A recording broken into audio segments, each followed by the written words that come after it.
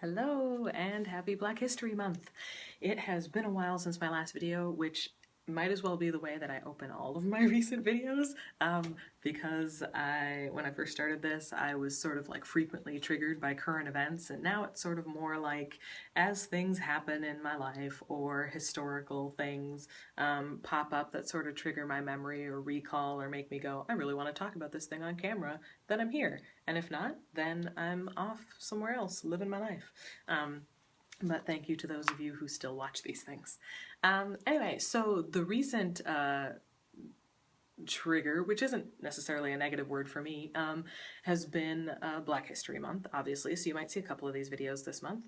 But also, I've been in conversations lately, online and offline, where I've had people use this, calm down or don't get so emotional. And it's really sort of brought me back to this angry Black woman trope that I feel like I'm constantly bracing myself against, and a lot of women of color do. And so I thought, well, let me try and figure out where that comes from, and let me try and figure out better ways to reframe it, or maybe just confront it and help make sense of it so that it's not so frustrating for me, and so it's not an immediate, such an immediate leap for other people who engage with me. Maybe people will find this useful, maybe they won't. As with all of my videos, take what works for you, and whatever doesn't work for you, we don't have to necessarily be in each other's networks. That's fine. But this idea of radical empathy comes out of this belief that we all know somebody who is just like an extreme empathizer. And what I mean when I say an extreme empathizer, think of like extreme sports, right? Like somebody who is just really, really good at something to the point that they can get really creative with how they utilize it. So for instance, an extreme empathizer is someone who's really experienced in the ways of empathy. They've either grown up having to experience a lot of trauma themselves, or they're just really familiar with how to work with people who've gone through trauma. And as a result, they're just really, really good at empathy. But the sort of other aspects of this are they're really creative in how they experience it and how they express it. They might be somebody who talks through their empathetic experiences with a lot of really colorful language, or they might be somebody who uses humor in a way that's sort of non-traditional in dealing with some really traumatic stuff.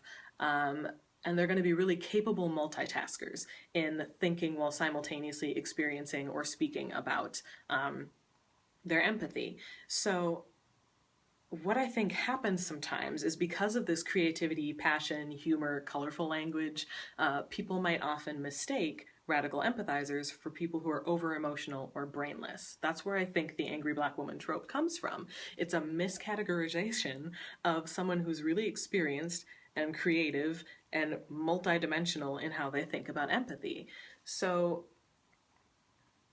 that's not to say that over-emotional people don't exist.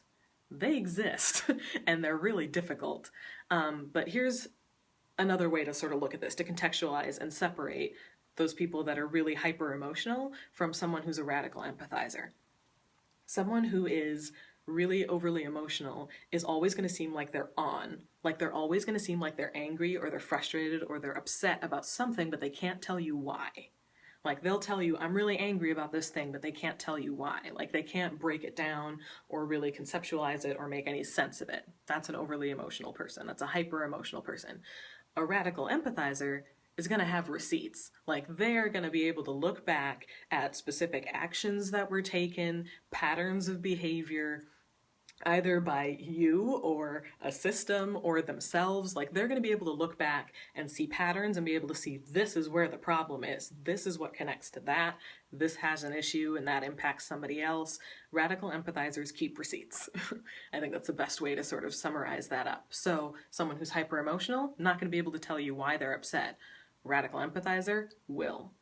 Someone who is hyper emotional on a rant might tell you everything that's upsetting them, but they're going to give you zero tangible tasks for how to help move forward. Like I said, they don't really know why they're angry. They don't really know how to fix it. They just want you to know they're really upset, and they will rant at you forever and ever, amen, just until you get how upset they are. But there's nothing you can do about it.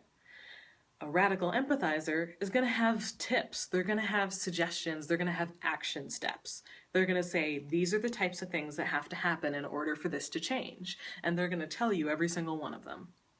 So hopefully you're sort of sensing a pattern here, that a radical empathizer is going to be able to have receipts. They're going to be able to look back and know what caused something, be able to look at shapes and patterns, and they're going to be able to look forward and be able to tell you how those shapes and patterns can be changed or adjusted in order to make life better. Someone who's hyper emotional is not going to be able to do those things. They're locked into where they are right now. They're so upset, they may not be able to look back and tell you why, and they can't look forward and tell you how to fix it. They're just upset. Bottom line is, whether you're dealing with a radical empathizer or someone who's hyper emotional, they all deserve your respect and compassion. Me telling you the difference between someone who is hyper emotional and someone who's a radical empathizer is not so that you can decide this is the person I'm going to respect and this is the person I'm going to dump on. That's not how this works. The reason I'm telling you how to distinguish between the two is so that you don't ignore the radical empathizers. Sometimes you've just got to move the people who are hyper emotional out of your life because they will drain your energy. And sometimes you can't engage with that productively. But don't blanket that across to all people who might seem a little bit hyper to you, because you might be dealing with a radical empathizer, and that radical empathizer might just challenge you in a way that really strengthens you. And you might just have information that's valuable for them too. Because radical empathizers are perfectly capable of listening. And maybe together you'll be able to make some sort of real cool change. So don't dump on the hyper-emotionals, but don't ignore the radical empathizers. Because we've all got something to contribute. And like I said, if this doesn't work for you, then maybe we just don't jive and that's fine.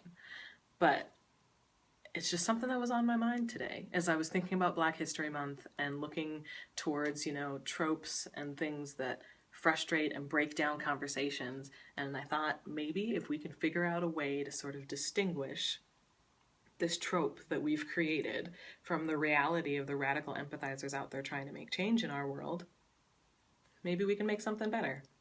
Anyway, see you around.